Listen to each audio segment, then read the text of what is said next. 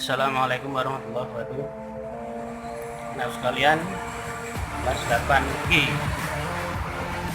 Semoga pada kelas yang baru ini kalian akan lebih giat. Sebagai pembukaan di video kali ini, untuk materi nanti kalian bisa lihat di selanjutnya. Untuk itu saya harapkan nanti teman-teman yang belum dimasukkan grup saya akan masukkan. Materi pertama nanti tentang iman kepada kitab-kitab Allah. Oke, langsung saja. Jangan lupa subscribe channel ini biar bermanfaat. Assalamualaikum warahmatullahi wabarakatuh. Assalamualaikum warahmatullahi wabarakatuh. Apa kabar anak-anak semuanya? Sehat? Alhamdulillah. Semoga anak-anak dalam keadaan sehat terus, tindarkan dari segala wabah dan musibah. Amin amin ya robbal alamin. Selanjutnya marilah kita awali pertemuan ini dengan membaca basmalah. Mari. Bismillahirrahmanirrahim. Baik, selamat kita bertemu kembali dalam pembelajaran pendidikan agama Islam. Pada semester 1 ini kita awali dengan bab 1, yaitu tentang iman kepada kitab-kitab Allah. Semoga dengan pembelajaran ini nanti anak-anak sekalian akan bertambah paham tentang kitab-kitab Allah. Baik, selamat mengikuti. Di bab 1 ini kita akan mempelajari iman kepada kitab-kitab Allah Subhanahu wa Ta'ala. Tentunya hal ini sudah tidak asing lagi bagi anak-anak sekalian. Diharapkan nanti setelah kita mengikuti pembelajaran ini, yang pertama kita bisa menunjukkan dalil tentang iman kepada kitab. Kemudian kita mengetahui pengertian iman kepada kitab.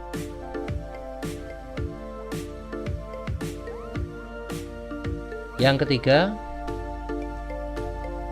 bisa menjelaskan tujuan diturunkannya kitab-kitab Allah SWT kepada umat manusia. Berikutnya, kitab-kitab Allah yang wajib kita imani.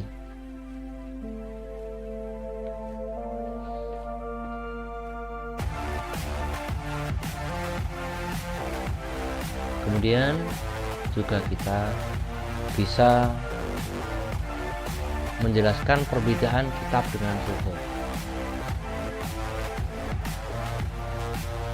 Kemudian juga kita bisa menyebutkan kandungan kitab-kitab Allah.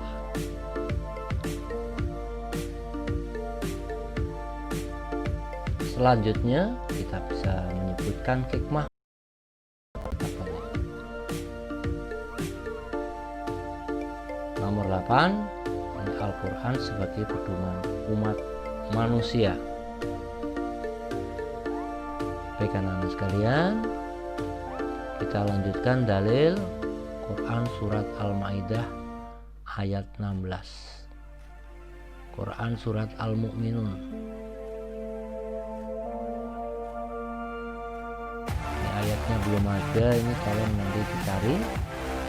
Quran surat Al-Mu'minun yang merupakan dalil iman kepada kitab. Kemudian nomor 3, Quran surat Al-Isra 55. Quran surat Maryam 30. Ali Imran 3. Quran surat Al-Hijr 9. Quran surat Al-A'la 19. Ini dalil-dalil yang berhubungan baik secara langsung maupun tidak dengan pembelajaran kita iman kepada kitab-kitab Allah. Baik, kita lanjut. Quran surat Al-Hijr 9. A'udzu billahi minasyaitonir rajim. Bismillahirrahmanirrahim. Kita baca. Inna nahnu nazzalna dzikra wa inna lahu lahafizun. Ya, boleh dilakukan. Ini bisa terserah kemampuan anak-anak. A'udzu billahi minasyaitonir rajim. Bismillahirrahmanirrahim. Boleh. Inna nahnu nazzalna dzikra wa inna lahu lahafizun. Ya, bagus. Baik, sekarang artinya inna nahnu nazzalna dzikra, sesungguhnya kamilah yang menurunkan Al-Qur'an, wa inna lahu lahafizun, dan kami jualah yang menjaganya. Itu firman Allah. Baik, lanjut Quran surat Al-A'la 18-19. A'udzu billahi minasyaitonir rajim. Bismillahirrahmanirrahim. Ini hanya ini sebetulnya dari sini. Inna hadza labis suhufil ula suhufi Ibrahim wa Musa.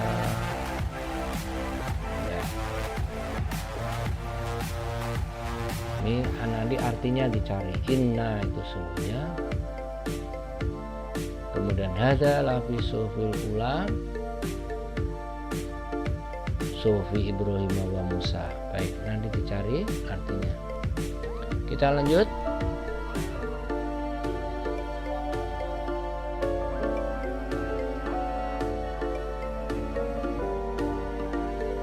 Pengertian iman secara bahasa itu artinya percaya. Secara bahasa artinya percaya. Sedangkan secara istilah adalah meyakini dalam hati, sepenuh hati, kemudian mengucapkan dengan lisan,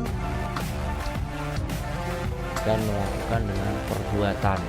Itu sebagai bukti dari iman.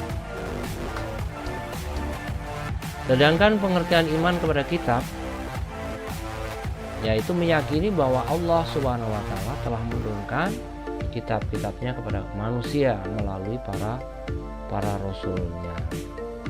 Ini pengertian iman kepada kitab. Sedangkan kitab sendiri adalah kumpulan wahyu-wahyu Allah, kumpulan firman Allah yang sudah dibukukan. Baik, kita lanjut. Tujuan diturunkannya kitab-kitab Allah ini untuk pedoman manusia agar selamat dunia akhirat. Jadi dengan kasih sayangnya Allah, itu tidak mungkin Allah menciptakan manusia kemudian dibiarkan begitu saja. Tentu ada pedomannya. Dan pedomannya yaitu berupa kitab-kitab yang diturunkan kepada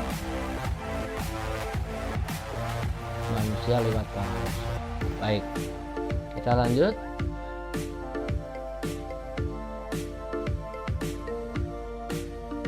Ya, kitab-kitab Allah yang wajib kita imani: 1. Kitab Taurat, 2. Kitab Zabur yang turunkan kepada Nabi Daud alaihissalam, 3. Kitab Injil yang diturunkan kepada Nabi Isa alaihissalam, dan yang keempat kitab Al-Quran yang diturunkan kepada Nabi Muhammad Sallallahu Alaihi Wasallam.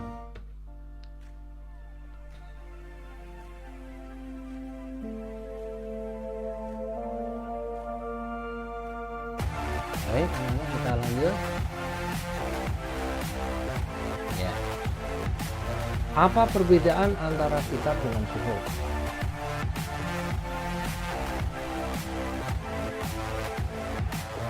Kalau kitab itu sudah dibukukan dan isinya lebih lengkap. Sedangkan suhuf itu firman Allah yang masih berupa lembaran-lembaran. Perbedaan kitab dengan suhuf. Baik, kita lanjut anak-anak. Kandungan Al-Quran. Ya. Jadi kandungan kitab-kitab itu apa saja? Ini yang kita kemukakan di sini hanya kandungan Al-Quran. Nanti yang kitab lain nanti tugas nanti anak-anak mencari biar lebih paham. Kalau mencari menemukan diri itu nanti lupanya itu lama. Baik, jadi kandungan Al-Quran satu tentang akidah, yaitu keimanan. Akidah artinya keimanan, iman kepada Allah, bahwa Allah itu esa, Allah itu satu. Esa itu artinya satu. Allah maha penyayang, Allah maha pengasih. Nah, itu kita percaya, masuknya pada akidah. Kemudian akhlak yaitu budi pekerti. Jadi Al-Quran itu isinya ada tentang budi pekerti. Bagaimana budi pekerti yang baik itu sudah dijelaskan di dalam Al-Quran. Baik. Kemudian tentang ibadah, Al-Quran menjelaskan tentang ibadah. Jadi ibadah itu bukan dibuat-buat, tapi ada dalilnya. Baik. Kemudian muamalah itu apa? Muamalah yaitu hal-hal yang berhubungan dengan sesama manusia, jual beli, pinjam, tolong menolong, itu muamalah. Dan kalau ibadah tadi hubungannya hanya dengan Allah. Dan Allah Subhanahu wa Ta'ala. Baik. Nomor 5, tarikh. Tarikh adalah sejarah. Kisah umat-umat terdahulu, khususnya kisah para rasul. Itulah isi kandungan Al-Quran. Kemudian tugas yaitu mencari kandungan kitab Taurat, Zabur, dan Injil. Ini anak-anak mencari. Bisa lewat internet atau buku. Saya yakin semuanya pasti bisa. Semangat. Oke, lanjut. Selanjutnya hikmah beriman kepada kitab-kitab Allah. 1. Mendapat petunjuk kebenaran. 2. Agar tidak berselisih dalam menentukan kebenaran. Kemudian 3. Mendapat informasi tentang umat terdahulu. Kemudian dapat mengetahui betapa besarnya kasih sayang Allah. Nomor 5. Dapat mensyukuri nikmat Allah. Nomor 6. Hati menjadi lebih tentram.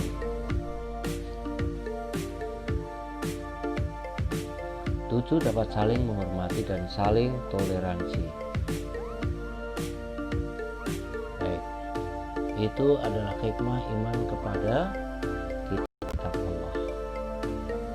Jadi kalau kita ingin mendapat petunjuk, ya harus iman kepada kitab-kitab Allah. Baik, kita lanjut.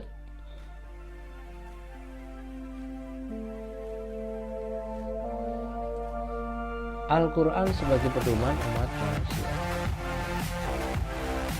Karena apa? Karena Al-Quran itu sudah lengkap, yaitu meliputi akidah, akhlak, ibadah, muamalah, sejarah dan sejarah umat terdahulu. Jadi saya ulang, akidah, akhlak, ibadah, muamalah dan sejarah umat terdahulu.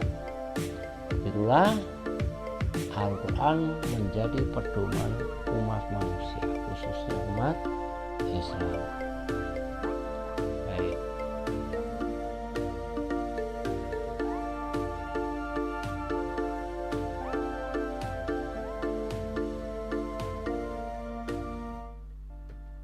Terima kasih atas perhatiannya. Kalau dirasa bermanfaat, silahkan like, share, dan subscribe.